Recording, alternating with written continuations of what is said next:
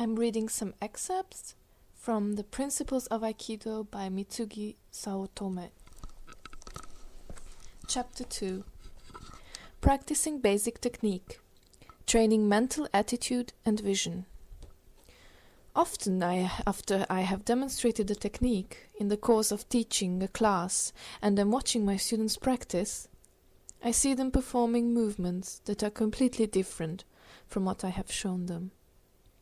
They have not observed the subtle but essential difference between what they have seen before and what I have demonstrated. Learning to observe clearly and truly is not as easy as it may seem.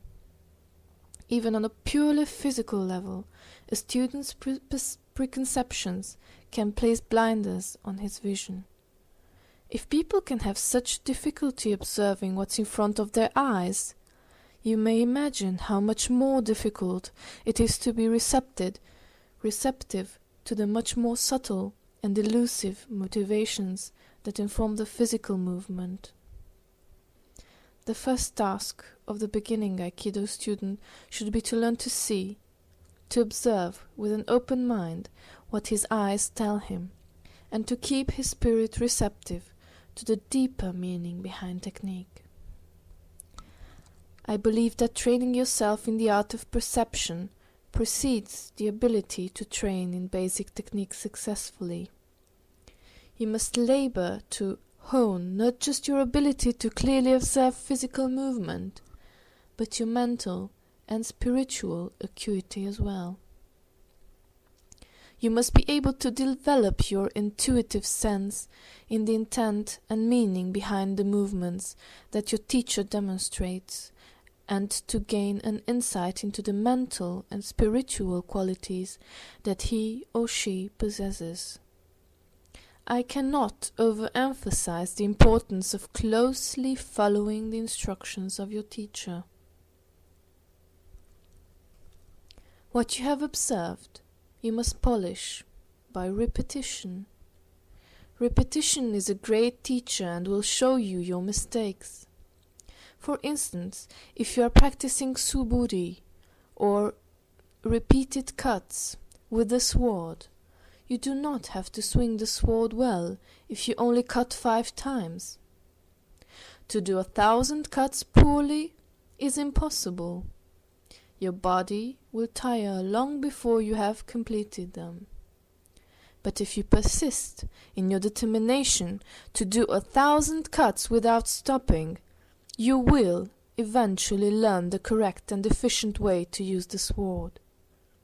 For to perform the movement properly is the only way it is possible to accomplish such a large number of repetitions. Only through practice will your level of comprehension of techniques increase. Your teacher cannot answer through your intellect the questions of your body. You learn Aikido.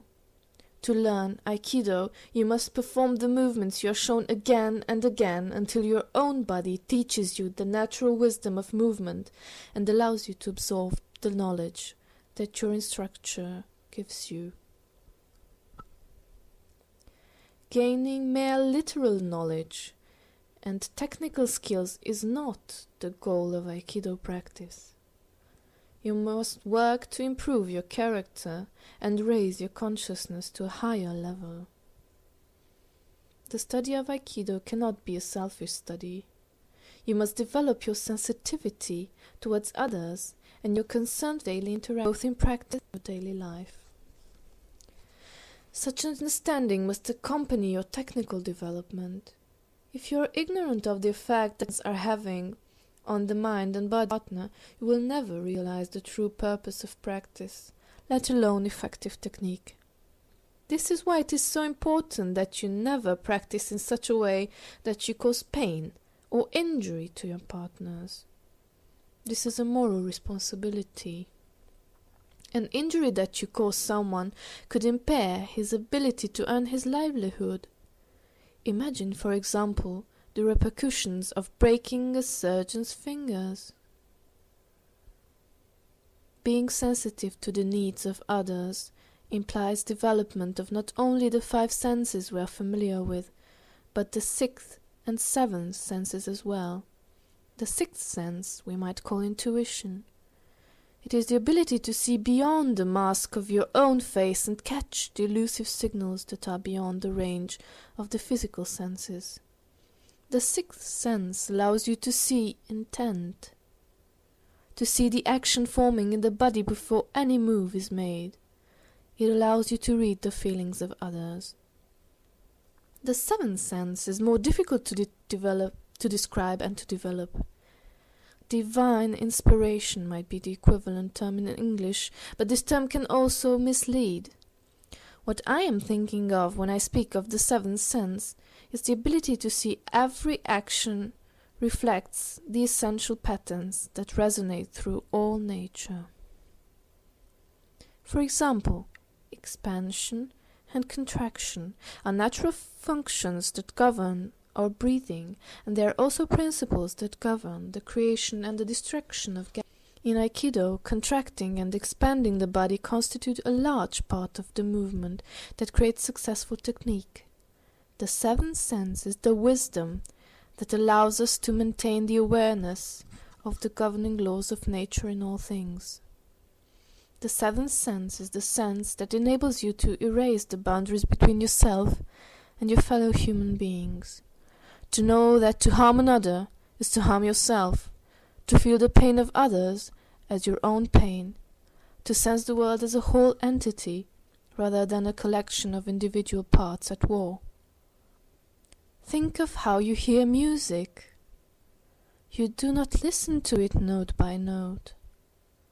You hear a whole piece and understand its beauty.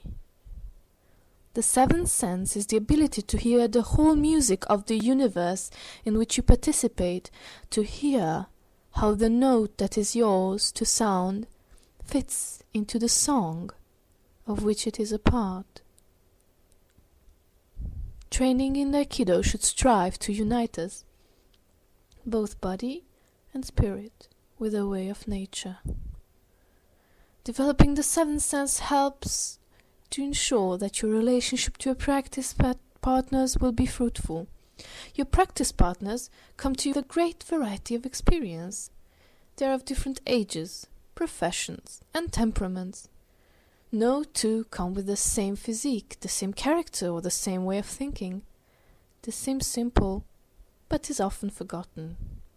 It is important to remain constantly aware of each of your partner's different abilities and limitations. Our practice is not a realistic battle, but a contrived situation that gives us the opportunity to polish ourselves both physically and spiritually. Our partner is not our enemy. Partners provide each other with a chance to face a hypothetical attack and resolve its problems. Uke's attack must be sincere and without malicious intent, just pure. Nage, in turn, must never inflict injury or show disrespect to Uke, who has put himself in Nage's power. To become angry or emotional, or to attempt to injure your partner intentionally, it's not just a breach of etiquette, it is destructive to you as well as to your partner, and very foolish. In my years as an instructor, I have witnessed many whose potentials and abilities were wasted because of conceit and failure to see their fellow human beings truly. They refuse to see their partner's physical limitations and ignore the vast possibilities that exist beyond these limitations. Physical development may stop as a person ages, but spiritual growth should never cease. Those who fail to understand this are the ones who lose their direction in life and lose the way of Aikido. To my sorrow, I have seen many fall even at very advanced stages of training. You must not succumb to anger, hatred, fears of your inferiority, arrogance, or other negative feelings in practice in your life. Become a crystal mirror that reflects your life. Selfishness and conceit will cloud the surface of that mirror. You must remain humble and receptive, keeping in mind that the purpose of your practice is to improve yourself and to elevate your consciousness, not to compete or compare yourself with others. Practicing with unpleasant inner feelings and negative emotions obscures your inner vision and hinders you from seeing clearly what is happening around you. You will lose your sixth sense, that intuitive sense vital to seeing the imminent moves of your partner. You will lose the seventh sense of the link between the pattern and purpose of your practice and the patterns of nature. All things follow the path of nature, and Aikido is no exception. If your practice of Aikido becomes separated from this path, you will not be able to sustain the creative energy that allows you to progress in your training. Of course, it is necessary to become strong, but physical, mental, and spiritual strength must all grow together. Aikido is a way of balance. A person with a strong body and a diseased or criminal mind is a menace to society. A person with a sound mind but poor health will have difficulty coping with the demands of reality. We must strive in the long and difficult process of training to achieve balance between body and mind, and also balance within our minds and bodies. Emotional stability, physical equilibrium, and spiritual equanimity. These are the goals towards which our training is aimed. Training with this intent helps us learn to look calmly on the changes and reverses of the economic and material world. Real happiness lies beyond the turmoil of the world. We are bound by the laws of nature and of God, but within the law of natural selection exists the principle of evolution and adaptation to the influences that surround us. Man's distinguishing quality is his great ability to adapt. By fully and humbly adapting to and accepting the laws of the universe, we liberate and place ourselves above animal strife. The key that looses us from its chains lies in the principle of evolution. Like evolution, the study of Aikido is a long, slow, gradual process. Just as the mountaineer achieves the mountaintop step by step, you must also approach your practice one step at a time. You must scrupulously review each step that brings you forward. The mountaineer, having gained a foothold, checks to make sure that it is secure before depending it to lift him to the next. Do not let temporary setbacks or failures discourage you.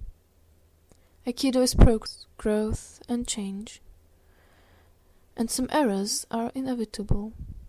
You will never reach a stage where you can say that you have finished your study, that you have learned Aikido. Just as life's lessons continue until your death, so should your training continue to develop as long as you practice. Patience, as well as hard work, is necessary to your training. Finally, to present for your contemplation the following excerpt from Morihei Ueshiba's O-sensei book Budo, written in 1938. These are rules written especially for those entering the dojo for the first time.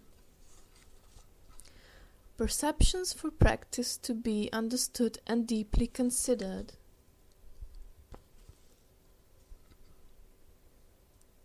Precepts for practice to be understood and deeply considered. The original purpose of Budo was to send a man to death with a single blow. For this reason, you must obey your teacher implicitly in practice and never engage in competition. This was number 1. Number 2. The original Buddha is a study by which the individual connects to the whole. Therefore, you must practice with complete awareness of all that surrounds you. You should maintain this awareness along with a healthy degree of tension at all times. 3. You should always practice in the spirit of joy. 4. Your teacher can only give you an outline, a hint here and there to guide you. Only through constant practice will you master the practical use of this mystery. Learn to understand with your body. Do not engage in a futile effort to learn a great number of techniques, but rather study the techniques one by one and make each one your own. 5. One should begin daily practice with proper warm-up exercises. This will strengthen the body and prevent undue stress on it. The first 10 minutes of practice should be less rigorous than the practice that follows. There is no reason for injury, even to older people. Remember that your practice should be joyful. You must gain an understanding of the real purpose of your training. 6. The original Buddha is training in the spirits of harmony. Its purpose is to produce real human beings who will improve the world. The techniques are secret teachings and show the secret principle of Buddha. They should not be disclosed to the public indiscriminately, especially not to those who might misuse this understanding. Well, in fact, this is what I'm doing right now. Disclosing. But I hope I'm disclosing this to people that do want to know more about Aikido and are serious about it. This was just my comment. Okay, and then the way Mitsugi-san ends his second chapter is by adding, "Keep these rules in mind as you read the rest of this book. The meaning of some of them may not be clear to you now, but as you continue your reading and your practice, their meaning and their importance will become apparent. They form a context within which the principles of Aikido must be considered." Thank you for listening. Bye!